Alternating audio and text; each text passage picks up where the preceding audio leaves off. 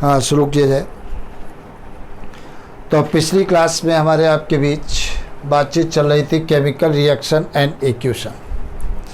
Chemical reaction और equation की बातचीत चल रही थी। बात कर रहे थे ऑक्सीडेशन और रिडक्शन की बात कर रहे थे। ऑक्सीडेशन की डिफिनीशन मैंने क्या बताई थी?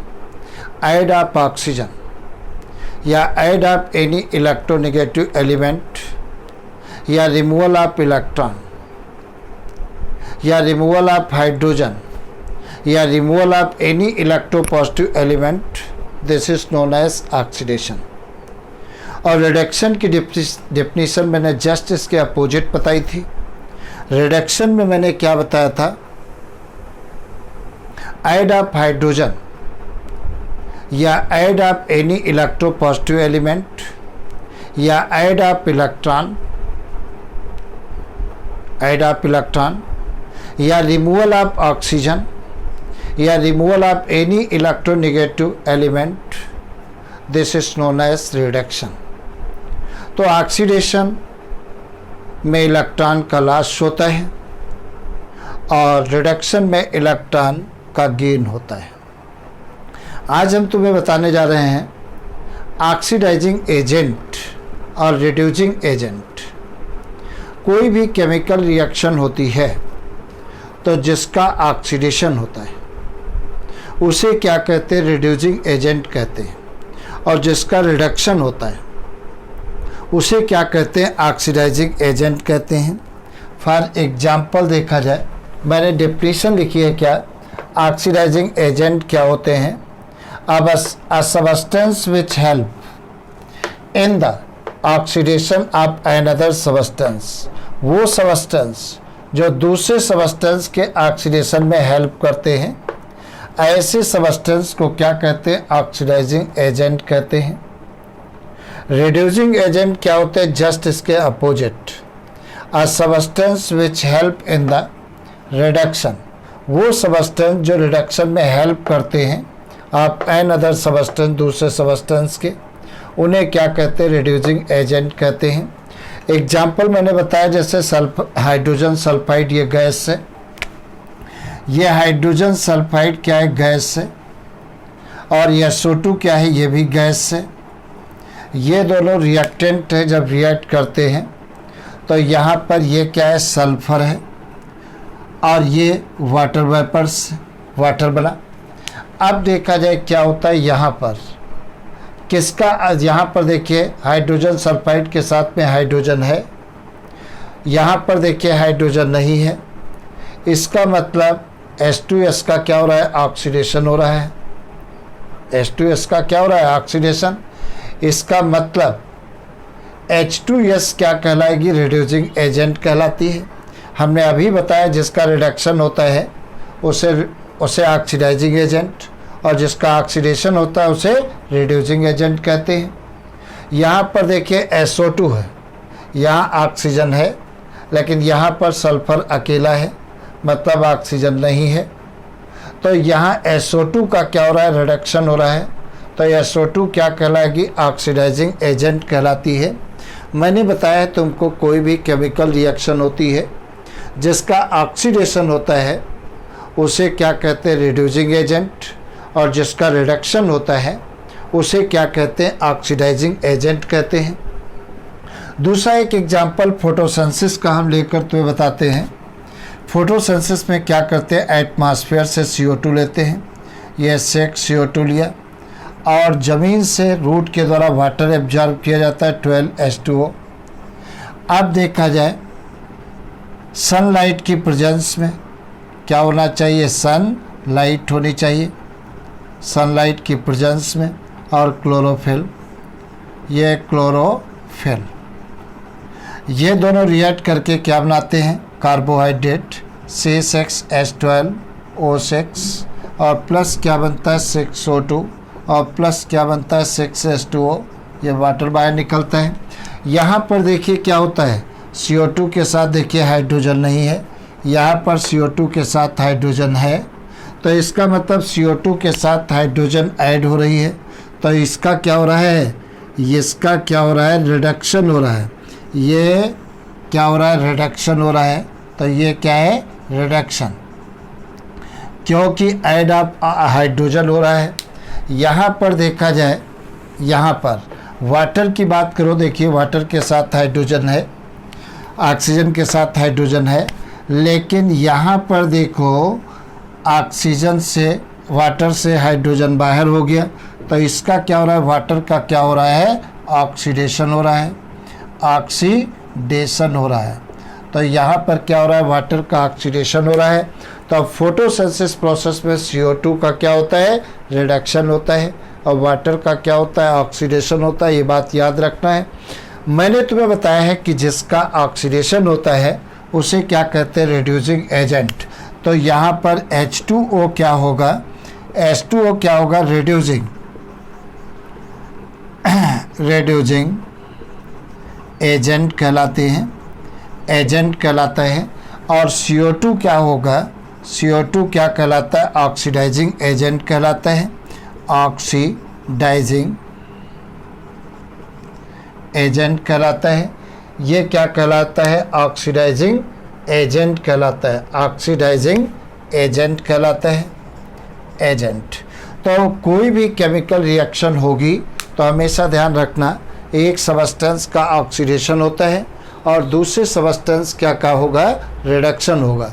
तो हमने फोटोसिंथेसिस प्रोसेस में लिया है। तो फोटोसिंथेसिस में प्लांट एटमॉस्फेयर से क्या लेते हैं, कार्बन डाइऑक्साइड लेते हैं, और रूट के द्वारा क्या करते हैं, वाटर को एब्जॉर्ब करते हैं सनलाइट की प्रेजेंस में। और प्लांट के ऐसे पार्ट जो हरे कलर के होते हैं, तब ये दोनों रिएक्ट करते हैं, क्या बनता है, कार्बोहाइड्रेट, ऑक्सीजन और वाटर बनता है। यहाँ पर CO2 कार्बोहाइड्रेट में चेंज हो रही है, मतलब ऐड ऑफ हाइड्रोजन हो रहा है, इसका क्या हो रहा है, रिडक्शन हो रहा है। यहाँ पर वाटर से हाइड्रोजन बाहर निकल रहा है, केवल ऑक्सीजन है, तो वाटर क्या हो रहा है, ऑक्सीडाइज हो रहा है। तो जिसका ऑक्सीडेशन होता है उसे क्या कहते हैं, रिड्यूसिंग एजेंट, और जिसका रिडक्शन होता है उसे क्या कहते हैं, ऑक्सीडाइजिंग एजेंट कहते हैं। तो सिंपल सी बात है, जिसका ऑक्सीडेशन होता है उसे क्या कहते हैं, ऑक्सीडाइजिंग एजेंट, और जिसका रिडक्शन होता है उसे क्या कहते हैं, रिड्यूसिंग एजेंट कहते हैं। सिंपल सी बात है जो तुम्हें याद रखना होगा। तो ऑक्सीडाइजिंग एजेंट और रिड्यूसिंग एजेंट क्या होते हैं, ये बातें हमको मालूम हो गई हैं, क्या चीज़ें होती हैं। आगे देखा जाए तो ऑक्सीडाइजिंग एजेंट और रिड्यूसिंग एजेंट हमको पता चल गए क्या होते हैं, और ऑक्सीडेशन और रिडक्शन की डेफिनेशन हम पहले ही पढ़ चुके हैं। देखा जाए कोई भी केमिकल रिएक्शन होती है तो या तो हीट वो एब्जॉर्ब करेगी या हीट रिलीज़ करती है। अगर कोई केमिकल रिएक्शन हो रही है और हीट बाहर निकलती है, रिलीज़ हो रही है, तब उसे क्या कहते हैं, एक्जोथर्मिक रिएक्शन कहते हैं। क्या कहते हैं, एक्जोथर्मिक रिएक्शन कहते हैं।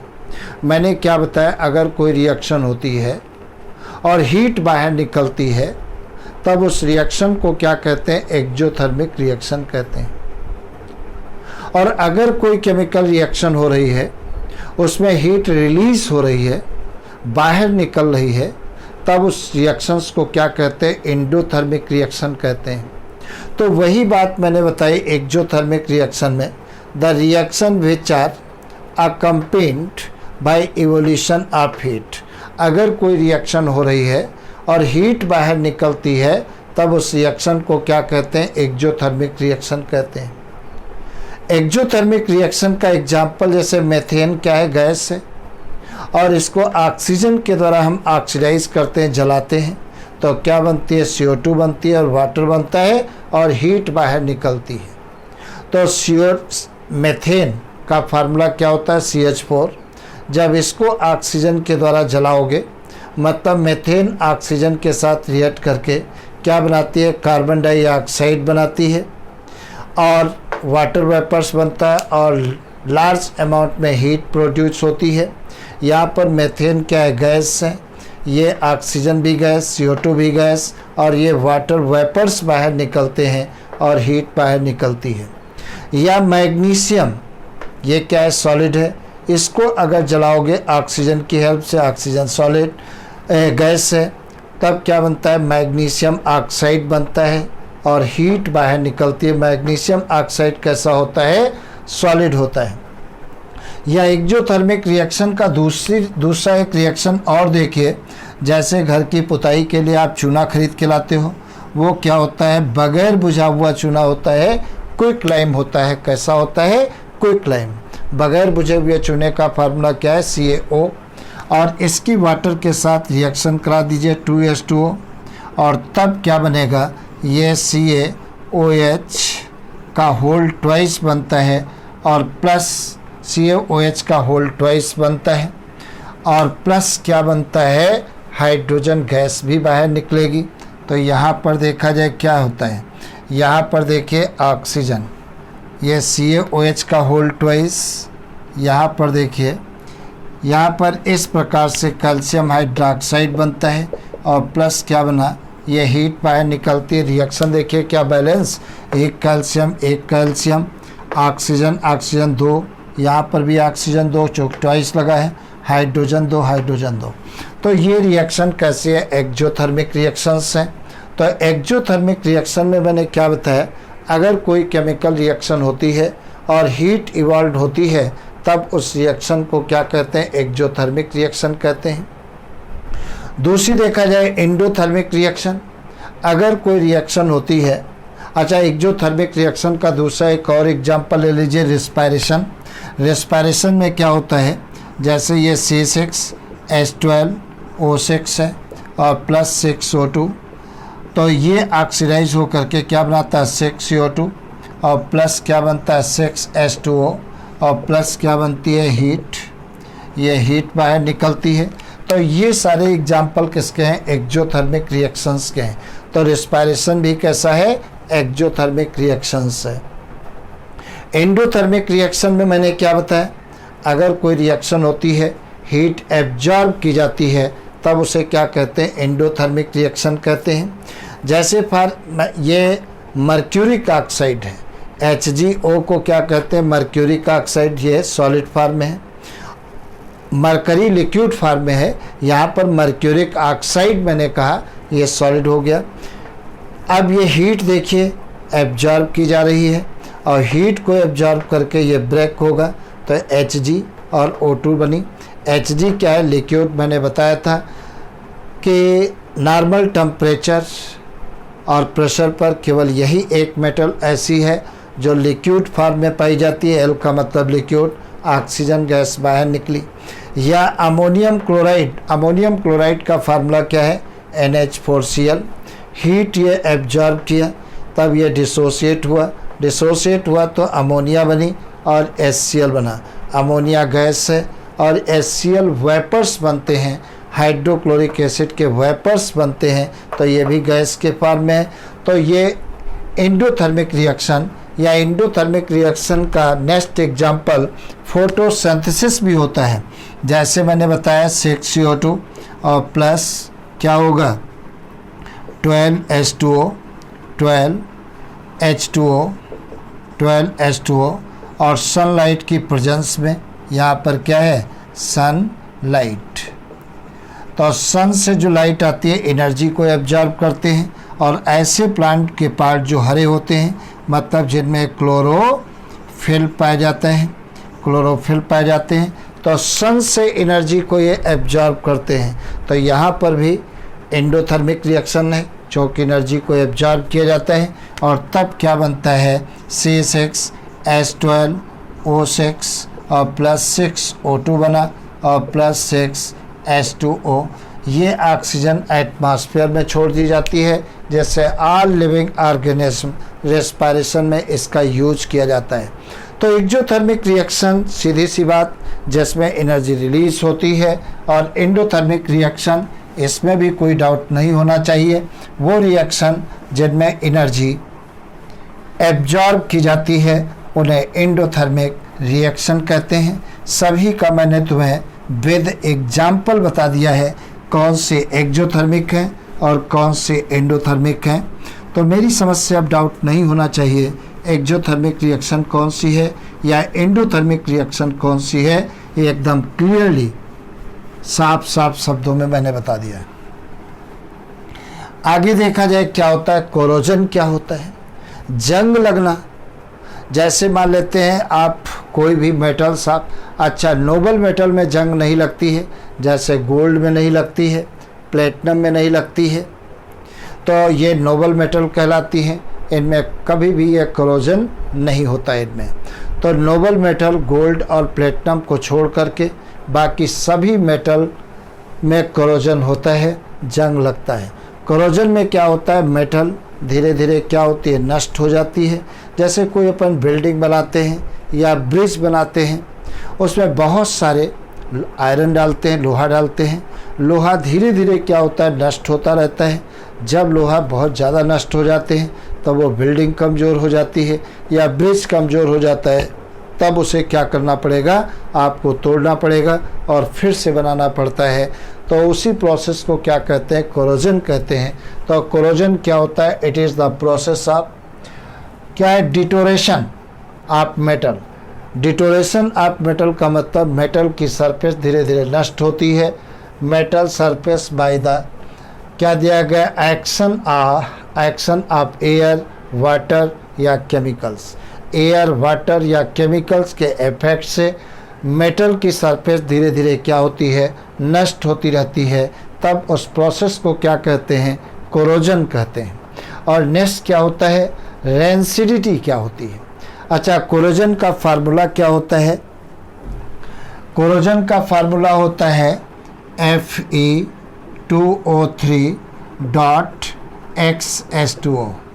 अब x की वैल्यू कुछ भी हो सकती है, 10, 20, लाख, कुछ भी हो सकती है। तो कोरोजन का फार्मूला अगर तुमसे पूछा जाए तो क्या होता है, Fe2O3.XS2O, ये कोरोजन का फार्मूला होता है। नेक्स्ट, कोरोजन जैसे कॉपर मेटल में भी हो जाता है, सिल्वर में भी हो जाता है। तो ये, और इसको प्रिवेंट कैसे कर सकते हैं, जैसे पेंटिंग लगा करके कर सकते हैं, रोक सकते हैं, या ग्रीस लगा करके कर सकते हैं, रोका जा सकता है कोरोजन से। मतलब आयरन मेटल नष्ट न हो इसलिए उसके ऊपर पेंट कर देते हैं या ग्रीस लगा देते हैं, जिससे कोरोजन प्रोसेस रिड्यूस हो जाती है।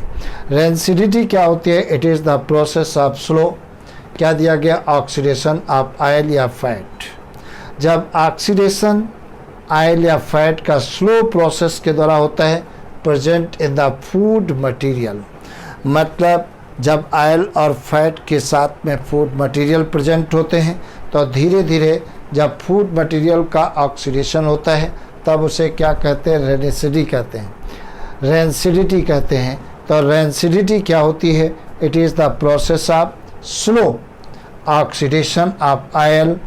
ऑक्सीडेशन का धीरे धीरे, ऑयल का धीरे धीरे ऑक्सीडेशन हो या फैट का धीरे धीरे ऑक्सीडेशन हो, किसकी प्रेजेंस में, फूड मटेरियल की प्रेजेंस में। जब फूड मटेरियल की प्रेजेंस में ऑयल या फैट का धीरे धीरे ऑक्सीडेशन होता है तब उसे क्या कहते हैं, रेंसिडिटी कहते हैं। कोरोजन को और एक बात तुम्हें बता दें, जैसे मॉइस्चर जो होता है बहुत ज़्यादा इफेक्ट डालता है। जैसे लोहे की रॉड आप खरीद करके लाइए, 2 दिन आप बाहर एटमॉस्फेयर में डाल दीजिए तो ब्राउन कलर की एक लेयर बन जाती है, दिस इज़ अ रस्ट। क्या होगा, ये रस्ट कहलाती है। और जैसे जैसे रस्ट बनती जाती है वो मेटल धीरे धीरे ख़राब होती रहती है। सिल्वर के ऊपर भी रस्टिंग होती है, कॉपर के ऊपर भी रस्टिंग होती है। तो इस प्रकार से केमिकल रिएक्शन एंड एक्यूशन तुम्हारा ये ख़त्म हुआ। अगली क्लास से हम पढ़ाएंगे लाइफ प्रोसेस में न्यूट्रिशन तो बता दिए थे, अब तुम्हें हम पढ़ाएंगे रेस्पायरेशन, समझे। तो अगली क्लास से हम रेस्पायरेशन शुरू करेंगे। तो आज ये चैप्टर तुम्हारा ख़त्म हुआ। खूब पढ़िए मन लगा के अच्छे से। ओके।